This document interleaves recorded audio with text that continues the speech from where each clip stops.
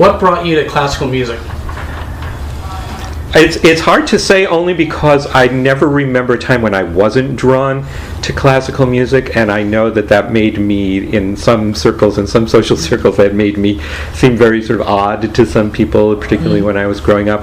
But it's the specificity of the emotion and the range of emotion, and the idea that 1 minute you could be calm and serene and expressing the most wonderful placidness, and then the next minute you could be jumping up out of your seat and expressing the fieriest of emotions, and that you can go back and forth between those, and always with classical music you know exactly what the emotion is that you're experiencing, and that to me is what has always kept me involved with it.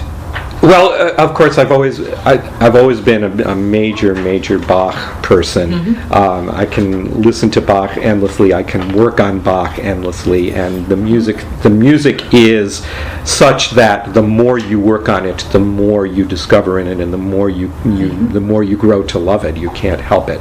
So the depth of Bach. And the fact that there's always another layer to peel away and discover inside there has always attracted me. And then for pure emotion, Beethoven really is the composer that has always spoken to me on that level. There's just always that sense with Beethoven that he's speaking to you. You hear his music and you feel like he's in the room speaking to you somehow, because there's always that directness, and that there's nothing between you and the music. So, how did you find out about the Burbank Chorale? What got you here? I started as the accompanist when Jeff Stiverticki was the director. What year was that? And that was in 87 or 8. It was that year of 87, 88. So it probably was it was probably right towards the end of 87. And I was the accompanist for the couple of years that he was the director, and then when Cliff Dunderland took over as director, I continued as the accompanist. And then it was in 1992 that Cliff became ill and I had to take over for him. So I did my first concert in 92, and then I was actually appointed music director just after that in 93. And then I did my last concert, The Creation, in June of 2000. So I was music director for 7 years. So like so many things in life, it started off as a job, started off as a gig, something that, whatever that small amount of money was going to make a difference in my life at that point. And somehow that's the way the world works. I think that we go where we need to be, and then we discover that it's really a calling. Do you think as a accompanist, do you think you became a better conductor? Do you think it helped you prepare? Oh, absolutely. Well, I've always been of the opinion that no musician should do just one thing. When you become so focused on just one thing, especially if you want to be working with other musicians and working in an ensemble situation, it's really important to have that empathy for what the people around you are doing. And so the more you can understand what the people around you are doing, the better you're going to be at your job, and the better you're going to be at meshing with them. So to have done the accompanying job, to have done the singing job, which I've also done, to have done the conducting job, I feel that all of those things help a person to, as a conductor, to understand what everyone else is doing. Go into a little more what kept drawing you every year to say, I'm going to do this again. Oh, well, first of all, as a conductor, you cannot be a conductor on your own. You can't do that. You have to have a group. And as it became clear that the Burbank Chorale was my group, and so that essential fact of what I wanted to do could not be done any other way. But what happened was, as we started to get to know each other, and the thing is that after I passed about 3 or 4 years, I had been conductor longer than a lot of my immediate predecessors. In other words, the people during the time right before me were mostly 2, 3, 4 years at a time. And there was a kind of a synergy that started happening where I started enjoying the group and the group started enjoying me, and we started realizing that there was growth and there was building happening all the time. The membership, I think, more than doubled during the time that I was the conductor, just because there was an energy devolving around the group, which drew people in, and when people came in, they saw that there was an energy there, and so they stayed because it was a positive experience for people. So. Again, it was something that it started off just as a mere necessity, but then you begin to realize that this is really what's going on in your life and what you really need to be aligned with. Cliff was a person who really, really loved music. It was hugely important to him. He was not a professional musician in the sense that was what he was doing with most of his life. He had a regular job during the day. I don't remember what it was. But he had directed at this church out in the valley, which I don't remember the name of, and he had done the Burbank Chorale. He had gone to St. Olaf, so he had a lot of background in music. He was a music major at St. Olaf. But he was doing music because it was extremely important to him to do it. I can remember going to visit him in the hospital, which sort of towards the end of his life there. I walked into the room, and before he said anything else, he was asking me a question. Did I know such and such about this particular Bach motet that he was trying to remember something about? That this was like hugely on his mind at that time, and I think he was really using music as sort of an element of health for himself. That he was finding health in music. The funny thing, I don't remember his last concert as much because we didn't really know that it was his last concert when he did it.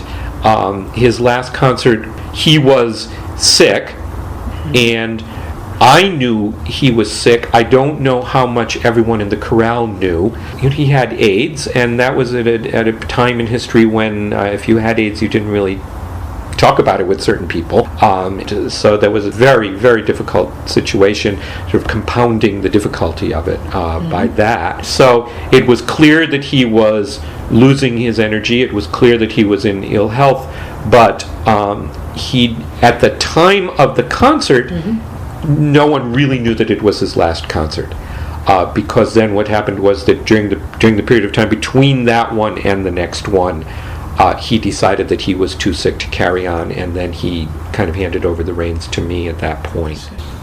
On the one hand, I'm a trained conductor, and I was sitting there as the accompanist, and so in that situation, you can't help but maybe every once in a while go, oh God, well, if I was conducting, what I would do would be whatever. And so of course that sort of goes through your mind a few times when you're the accompanist, but it never occurred to me really that it would actually happen.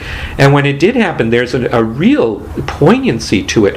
First of all, to realize that someone like Cliff, to whom it meant so much to be doing it, and music was so much of a part of him, for him to realize that he could no longer do it, and that he had done it for the last time, that's an extremely poignant experience on all sides. And then to be in the position myself of having to sort of pick up and make this concert really for him, if for no other reason, as good as it could possibly be, it is very, very complicated and difficult situation. On the one hand, I was feeling very, very sad for him, but he was someone who was determined not to be sad for himself. He was determined to put the most positive possible face on everything, and so it became my job to maintain a positive attitude through that, really for him. And I'm very glad that was the case, because it would have been very easy for me to just sort of fall into the slough there. But because he, in his sort of background role that he continued to play, always had a very, very positive attitude. It was, again, I mean, just a real poignancy. There's that difficulty of maintaining a positive attitude when you know that the most important thing in your life is no longer available to you somehow. Yeah, it's very, very difficult. The music that we did on the first concert that I conducted was the music that he had chosen. So in other words, it was that concert. We did that concert. It had been scheduled for December. We put it off to February because of the confusion. But we did the same concert that he had originally expected to do that December. Had Bach Cantata 61 on it. And then on the first concert that I directed as music director, and I think we have the program, which was that following June of '93. I did do a set of 3 pieces that were kind of designed with that message in mind, and he was there at that program. I think it was that following summer. So that was the first one, and so that on that program we did.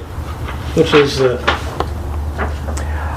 we did He Watching Over Israel, and then we did How Lovely Is Thy Dwelling Place from the Brahms Requiem. And then we did the Cantique de Jean Racine by Fauré. And we did that, and all 3 of those are pieces that I have always sort of had in my mind. Those are the pieces that sort of give you that sense of comfort, and even in the most horrible of circumstances, you can always find comfort, and you can always find peace and calm. In all 3 of those, you get that message. So that was sort of my little coded message to him in the following concert. How did you think you grew as a conductor at your time there? How did I change? It was one of the things that happened in my mind that was going through at that period of time was the understanding just within myself that the conductor can't do everything. In other words, there has to be a shared responsibility among everyone. In other words, I had always been trained as a conductor that the conductor is responsible for every detail, and the conductor is the one who makes everything happen, and everything has to be, sort of within the vision of the conductor.